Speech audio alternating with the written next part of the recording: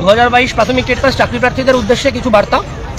দুদিন ধরে যে টালবাহানা আমরা সোশ্যাল মিডিয়াতে বিভিন্ন গ্রুপে এবং ইউটিউব চ্যানেলে দেখতে পেয়েছি, সেই বিষয়ে আমরা আজকে পর্ষদ সভাপতির সাথে দেখা করতে এসেছিলাম।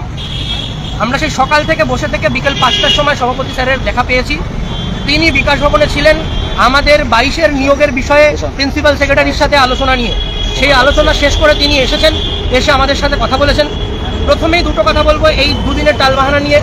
যেটা হয়েছে যে ওয়েবসাইটে তথ্য পাওয়া গিয়েছে, তার বিরুদ্ধে পর্ষদ একটা নোটিফিকেশন জারি করেছে অফিসিয়াল, এবং তার এগেনস্টে লিগাল স্টেপ নেওয়া হয়েছে। পর্ষদের তরফ থেকে যাবতীয় যা লিগাল স্টেপ নেওয়ার পর্ষদ সেটা নিয়েছে, এবং পর্ষদ আমাদেরকে আশ্বস্ত করেছে যে তাদের কাছে আমাদের সমস্ত রকম তথ্য, আমাদের ওয়েবসাইটের বিষয়বস্তুগুলো সমস্তটাই সিকিওর রয়েছে।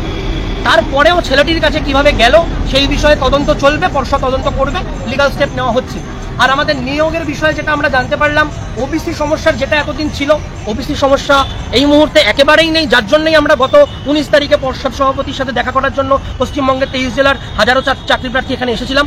আমরা প্রয়োজন বুঝলে দ্বিতীয়বার ভাববো, কিন্তু এই মুহূর্তে যেটা দাঁড়িয়ে, পর্ষদ সভাপতি আজকে বিকাশ ভবনে প্রিন্সিপাল সেক্রেটারির সাথে আলোচনা করেছেন আমাদের ভ্যাকান্সি শূন্যপদের বিষয়ে। শূন্যপদটা এলেই নিয়োগ বিজ্ঞপ্তি আসবে। হ্যাঁ, আমাদের মনে হতেই পারে যে এটা সেই আবার আমাদের একই কথা বলা হচ্ছে।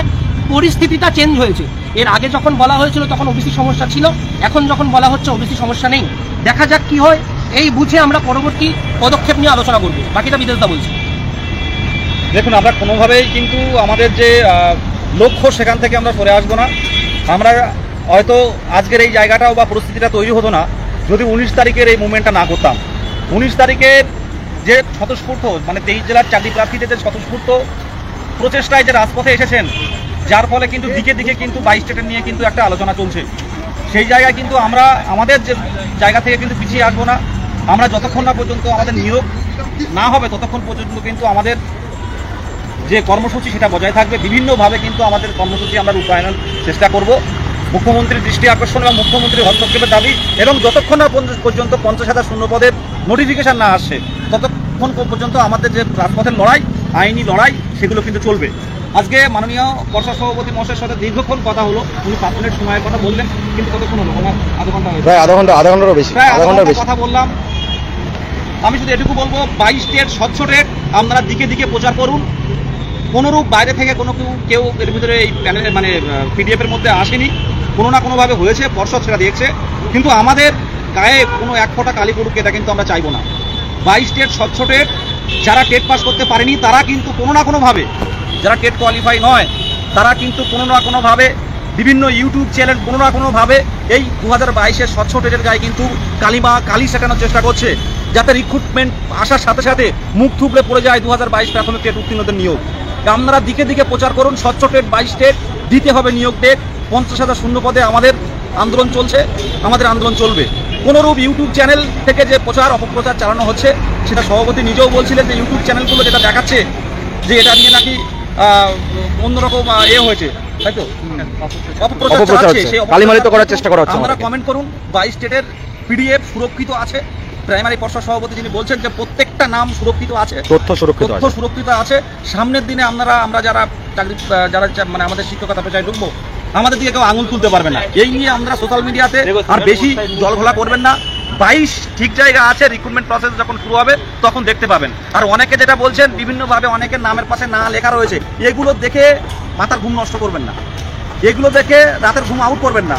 পিডিএফ এর না, ওটা কোনো পিডিএফ নয়, থার্ড পার্টি, ওটা নিয়ে পার্সোনাল একটা ওয়েবসাইট, অফিশিয়ালি ফেসবুক গ্রুপ। বলো হাবিজাবি ইউটিউব ভিডিও দেখা, লোকের ভিউ বাড়ছে ইউটিউবে। এই 2022 প্রাথমিক টেট পাস ডিএলএড ঐক্যমঞ্চ, 2022 প্রাইমারি টেট পাস ডিএলএড ঐক্যমঞ্চের কোনো পার্সোনাল ফেসবুক অ্যাকাউন্ট নয়। 2022 প্রাইমারি টেট পাস ডিএলএড ঐক্যমঞ্চের অফিসিয়াল ফেসবুকে যেটা দেবে সেটা কপি করে নেবেন। আমাদের পিডিএফ সুনির্দিষ্ট জায়গায় ঠিকঠাক আছে। আর যারা অপপ্রচার করছে ইউটিউবে বিশেষ করে বেশি অপপ্রচার চালানো হচ্ছে, কিচ্ছু হয়নি। 22 স্টেট থেকেই আছে। আমাদের এখন লক্ষ্য, নতুন নিয়োগের দাবিতে আমাদের আন্দোলন চলবে, এবং আমরা যেখানে শুধু আন্দোলন নয়, সাথে সাথে আলোচনার পথও আজকে বিভিন্ন জায়গায় আমরা গেছি। আজকে শুধু প্রাইমারি 11টা সাড়ে 11টায় এসছি, সেখান থেকে 5টায় দেখা করে বলেছিলেন স্যার, টাইম ফিক্স 5টায় কিন্তু উনি দেখা করেছেন। তো সেই জায়গায় আমরা অন্যান্য অফিসে বিভিন্ন জায়গায় যাচ্ছি আমাদের বিষয়টা তুলে ধরার জন্য। আমাদের এই 19 তারিখের আন্দোলনটা কিন্তু 23 জেলাকে মাথা নত করে প্রণাম জানাবো, স্যালুট জানাবো। এই স্বতঃস্ফূর্ত আন্দোলনের আজকে বিভিন্ন অফিসে গিয়ে বুঝতে পারছে স্বতঃস্ফূর্ত আন্দোলন কিন্তু কাজ দিয়েছে। আজকে আমরা বিরোধী কেউ নয়, আমাদের কথা কি অনেক এফেক্ট পড়েছে, বিশাল বিশাল বিশাল এফেক্ট পড়েছে, বিশাল অনেক এফেক্ট পড়েছে। আমরা অনেক নয়, মানে আমরা কোনো অপরিসীম এফেক্ট পড়েছে। কোনো রাজনীতি করি না, আমাদের 50,000 শূন্যপদ চাই, 50,000 শূন্যপদ। আন্দোলনটা নয়, আলোচনাও চলবে, সাথে সাথে আমাদের লক্ষ্য পূর্ণ হওয়া পর্যন্ত আমরা রাজপথ ছেড়ে যাবো। মেন কথা হচ্ছে আমাদের আজকে গৌতম পালবাবু মহাশয়ের সঙ্গে দেখা হয়েছে। উনি যেটা বললেন যে উনি শূন্যপদ চেয়ে পাঠিয়েছেন বিকাশ ভবন থেকে, জাস্ট উনি এলেন এবং এই বিষয়ে আমাদের ব্যাপারে কথা বলেছেন এবং যথেষ্ট পজিটিভ বার্তা আছে বললো। এবার আমরা তার পরিপ্রেক্ষিতে জিজ্ঞেস করলাম যে সেপ্টেম্বরে আসতে পারে কি, সেটার কোনো সদুত্তর আমরা পাইনি। তবে আশা রাখছি কোনো একটা কিছু পজিটিভ নিউজ আসবে। একটা কথা ভুললে চলবে না, আমাদের মেন দাবি কিন্তু নিয়োগ প্রক্রিয়া, ঠিক আছে? আমাদের মেন লক্ষ্য হচ্ছে দ্রুত কী করে নিয়োগ পাবো, সে কথাটাই জিজ্ঞাসা করেছিলাম। পিডিএফ যেটা হচ্ছে সেটা পশ্চাৎ যা করার করছে, এ নিয়ে আমাদের বেশি মাথা ঘামিয়ে লাভ নেই। আমাদের মেন দাবি কত দ্রুত আমরা নিয়োগ বিজ্ঞপ্তি পাবো এবং আমরা স্কুলে যাবো, সেটাই বারবার বোঝানোর চেষ্টা করেছিলাম। বলেওছিলাম যে পুজোর আগে আমাদের নোটিশ আসবে কিনা। সে বিষয়ে পশ্চাৎ কিছুটা হলেও মৌনব্রত পালন করেছেন, কিন্তু আমরা ধরতে পারছি না যে মৌনতাই সম্মতির লক্ষণ। আমাদের কিন্তু বৃহত্তর আন্দোলন চালিয়ে যেতে হবে। গতদিনের আন্দোলন যে আন্দোলন হয়েছে, পশ্চিমবঙ্গের ইতিহাসে কোনো ছাত্র আন্দোলন এরকম সংগঠিত হয়েছে হয়তো ইহকালে হয়নি, আগামী দিনে হয়তো করলে আমরা করবো, সেই জন্য আপনারা প্রস্তুত থাকুন। আর দ্বিতীয় কথা, যেটা গতদিন আন্দোলন এমন প্রভাব পড়েছে, অ্যাকচুয়ালি পুলিশ আধিকারিকদের সবাই বলছে যে আমাদেরকে কোনোদিন চাকরি জীবন এতটা বিয়োজিত হতে হয়নি যতটা আপনাদের জন্য হতে হয়েছে। আন্দোলনের প্রসার কতটা হয়েছে সেটা আপনারা ভালো করে জানেন। আজকে আমাদের প্রথমেই এসিবি ডেকেছিলেন, এরপরে সিপির কাছে আমরা গিয়েছিলাম কথা বলতে। ওনারা আমাদেরকে বলেছেন, অনেক কিছুই বলেছেন, সেসব নিয়ে বিস্তারিত বলবো, কিন্তু আপনারা কখনোই লড়াইয়ের ময়দান ছেড়ে যাবেন না। পরবর্তী আমাদেরকে পজিটিভ বার্তা দিলেও আমরা কিন্তু আগামী দিনের জন্য প্রস্তুত আছি। যতদিন না পর্যন্ত আমরা নিয়োগ বিজ্ঞপ্তি পাবো ততদিন অবধি আমাদের আন্দোলন চালিয়ে যাবো, ঠিক আছে? আপনারা জেলা গ্রুপে সবাই অন্ততপক্ষে একটা জিনিস জেনে রাখুন, আন্দোলনে আমাদের নামতেই হবে। আর আপনারা হচ্ছে ওই যেটা পিডিএফ নিয়ে যেটা ঝামেলা হচ্ছে ওটা থেকে নিজের আলোচনা থেকে বিরত রাখুন। ওটা পর্ষদ পদক্ষেপ নিচ্ছে, আমরাও তাই পর্ষদের যেটা করণীয় সেটা পর্ষদ করুক, কিন্তু আমাদের যেটা দাবি সেই দাবিতে আমরা অনড় থাকবো। উনি আজকে বিকাশ ভবনে শিক্ষা দপ্তরের সঙ্গে কথা বলে এসেছেন, দ্রুত কী করে আমাদের নিয়োগ বিজ্ঞপ্তি দেওয়া যায় সে বিষয়ে চিন্তাভাবনা করছেন। তাই সবাইকে আবার ধন্যবাদ জানিয়ে এই লাইভটা থেকে বিদায় নিচ্ছি। বাকিরা হয়তো বলবে। সবাই ওয়াসিমকে বলার জন্য অনুরোধ করবো। হ্যাঁ, আমি এসেছিলাম আজকে একটা ব্যক্তিগত কাজে, কিন্তু কাকতালীয় হয়ে বিদেশদার সঙ্গে আজকে দেখা হয়ে গেল। তো আমি কাজ মেটাচ্ছিলাম, তো বিদেশদারা আজকে পর্ষদ সভাপতির সঙ্গে দেখা করতে গেলেন। আর আমি ওয়েট করছিলাম যে নিচে যে বেরিয়ে এলে যে কী বলে শুনবো। একটা জিনিস এটা স্পষ্ট, আমরা যে 19 তারিখে যেটা মুভমেন্টটা করেছি এটা খুব বড়োভাবে মানে আলোড়ন ফেলেছে, যার জন্য মানে প্রত্যেক অফিসে বা ইয়েতে আমাদের সঙ্গে আলোচনা চলছে, মানে সরকার ভাবছে আমাদের কথা, যেটা খুব ইয়ে। আর দ্বিতীয় ক্ষেত্রে বলা হয় যে এই যে যেটা শুনতে পেলাম পিডিএফ নিয়ে যেটা ইস্যু হয়েছে, পর্ষদ সভাপতি মহাশয় বিদেশদাকে জানিয়েছেন যে উনি স্টেপ নিচ্ছেন। আর এটা নিয়ে অযথা প্যানিক করার দরকার নেই, এটা পাবলিক ডোমেনে ছিল যখন তখন কেউ চুরি করেছে আর লিগাল স্টেপ নেওয়া হয়েছে, সুতরাং অযথা প্যানিক করে লাভ নেই। তো নিজেদের শক্ত রাখতে হবে আর প্রস্তুতি রাখতে হবে সব কিছুর জন্য, শুধু চিন্তা করে লাভ নেই। এটুকু জাস্ট বলা হবে। Thank you. অক্ষয় বলো। অক্ষয়, একটাই জিনিস বলবো, যেটা কিছুদিন ধরে হয়তো আমরা 2-4 দিন ধরে এই যে ঘটনাটা ঘটেছে এরপর থেকে কোথাও একটা আমরা সরে এসেছি আমাদের নিজেদের জায়গা থেকে। তো আবারও বলবো যে নিজেদের জায়গা থেকে সরে এলে চলবে না। আমাদের যেটা লক্ষ্য সেটা হচ্ছে আমাদের দাবি ন্যূনতম 50,000 শূন্য পদে যত দ্রুত সম্ভব ইন্টারভিউ নোটিফিকেশন এবং আমাদের নিয়োগ, এই দাবিতে আমাদেরকে সচ্ছল থাকতে হবে।